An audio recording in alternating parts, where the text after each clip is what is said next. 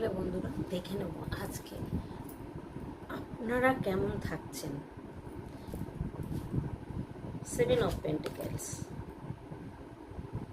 2 of Cups, Strength, আর দেখুন 3 of Cups, celebration card.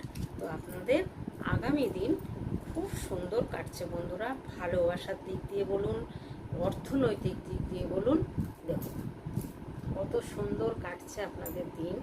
খুব ভালো, মনটা ভালো থাকবে, অনেক শান্তিতে থাকবেন, অর্থ আসবে। এই যে দেখে নিন, খুব ভালো দিন আসছে আগামী দিন আপনাদের।